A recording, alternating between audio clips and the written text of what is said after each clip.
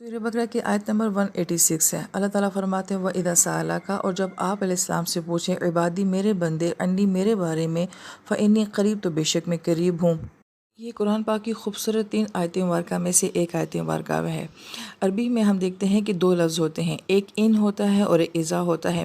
ان کا مطلب یہ ہوتا ہے کہ اگر میرے بندے میرے بارے میں پوچھیں، لہذا جب پوچھیں گے تو بتا دینا، نہیں پوچھے تو نہ بتانا۔ لیکن یہاں پہ ان نہیں آیا، اذا آیا ہے، اور اس کا مطلب ہے کہ جب کبھی بھی میرا بندہ کسی بھی وقت کسی بھی حالت میں موت سے پہلے جس وقت بھی جب میرے بندے کو میرے بارے میں خیال آئے اور وہ میرے بارے میں پوچھے، تو اذا کا تو ایک یہ خوبصورت معنی ہو گیا کہ زندگی میں جب کبھی جس وقت بھی انسان کے دل میں اس کے رب کو جاننے کے بارے میں تمنا ہو تو یہ یہاں پہ اذا کے ذریعے معنی ہے۔ سآلہ کا آپ علیہ السلام سے پوچھیں، یعنی کہ سوال کریں، یعنی انسان اپنے رب کی تلاش میں ایک سوالی بن جائے، کیونکہ سوال کرنا سوالی بن جائے کہ میرا رب کون ہے، وہ مجھ سے کیا چاہتا ہے اور میں اس کو کیسے راضی کروں۔ اپنے رب کے بارے میں یہ سوالات بندے کے دل میں جب کبھی بھی آئیں، اور آئیں تو کس سے پوچھنا ہے؟ آپ صلی اللہ علیہ وآلہ وسلم سے پوچھنا ہے۔ لیکن اب ہمارے پاس تو نبی علیہ السلام نہیں ہے، لیکن نبی علیہ السلام کی سیرت ہے، نبی علیہ السلام کا قرآن ہمارے پاس ہے، تو جو اپنے رب کو جاننا چاہتا ہے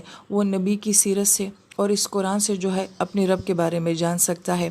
عبادی کہا، میرے بندے، یہ نہیں کہا کہ مومن، مسلم، نیک بندے۔ عبادی میرا ہر طرح کا بندہ، چاہے وہ نیک ہے چاہے وہ بد ہے، جس نے زندگی میں کبھی ایک نیکی بھی نہ کی ہو وہ بھی میرا بندہ ہے، اگر اس کے دل میں بھی جب کبھی میرے بارے میں کوئی سوال آ جائے۔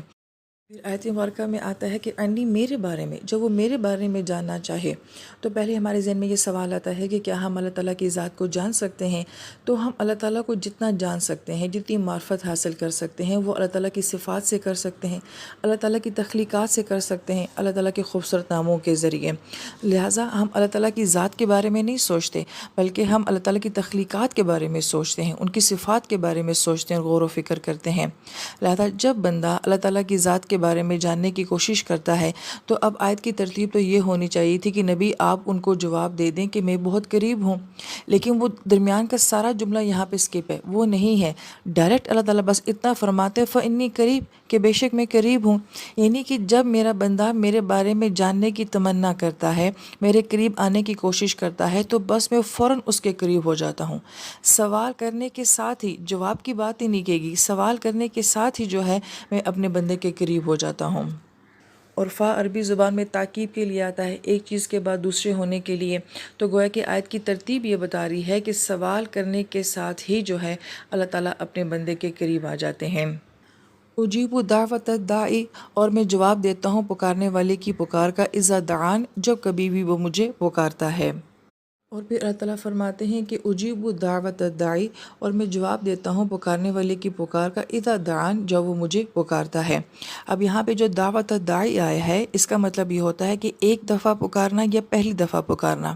یعنی کہ جس انسان نے پہلے کبھی زندگی میں اللہ تعالیٰ کو نہ پکارا ہو، اللہ تعالیٰ کے بارے میں جاننے کی کوشش نہ کی ہو، چاہے وہ آج پہلی دفعہ اللہ تعالیٰ کے بارے میں سوال کر رہا ہے یا جاننا چاہ رہا ہے، تو اللہ تعالیٰ ایسے سوال کرنے والے کو بھی جواب دیتے ہیں۔ یہ نہیں فرماتے کہ تم اس سے پہلے کہاں تھے، اتنی زندگی ضائع کر کے آئے، اب تمہیں میری یاد آئی ہے۔ اور پھر یہ معنی بھی اس کے اندر ہے کہ جو بھی مجھے پکارنے والا ہو، چاہے وہ نماز پڑھنے والا ہے یا نہیں ہے، چاہے وہ رمضان کے روزے رکھنے والا ہے یا نہیں ہے، اس بات کا اس سے سوال نہیں کیا جائے گا، بلکہ اس کی پکار کو دیکھا جائے گا۔ پھر اللہ تعالیٰ فرماتے فَلْيَسْتَجِیبُوا لِی، بس چاہیے کہ میرا بندہ بھی میری بات کو دل سے قبول کرے۔ لہذا یہاں پہ ایک خوبصورت نقطہ یہ ہے کہ 2 لفظ استعمال ہوئے ہیں، ایک اجیب ہوا ہے، ایک فَلْيَسْتَجِیبُوا ہوا ہے۔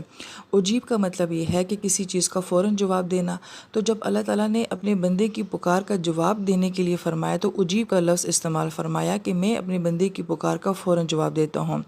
لیکن جب اللہ تعالیٰ نے بندے سے اس بات کا تقاضا کیا کہ وہ بھی میری بات کو قبول کرے اور میری طرف آئے، تو باب استفعال سے فَلْيَسْتَجِیبُوا کو لایا، اور اس کا مطلب یہ ہوتا ہے کہ آہستہ آہستہ تھوڑا تھوڑا کر کے کسی چیز کو مانگنا یا کسی چیز کو ایکسیپٹ کرنا، یعنی کہ اللہ تعالیٰ فرماتے ہیں میں تو اپنے بندے کی پکار کا جواب فوراً دوں گا، لیکن اگر میرا بندہ میری طرف آنا چاہتا ہے تو وہ ایک دم نہیں آ سکتا، بلکہ وہ آہستہ آہستہ کر کے آئے گا، تھوڑا تھوڑا کر کے آئے گا۔ سبحان اللہ، یہ خوبصورت جو ہے مجیب اور مستجیب کا جو ہے وہ فرق بیان کیا گیا ہے۔ وَلْيُؤْمِنُوا بِی،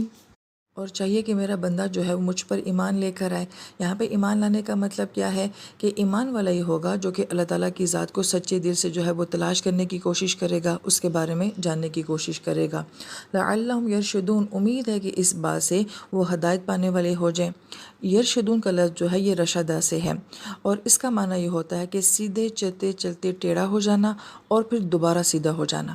ہوا کہ اس میں تین پہلو آ جاتے ہیں کہ سیدھا چلتے رہنا، اور پھر چلتے چلتے ٹیڑھا ہو جانا، اور پھر اس کے بعد دوبارہ سیدھا ہو جانا۔ اس لفظ کے اندر یہ کانسیپٹ ہے کہ جب میرے بندے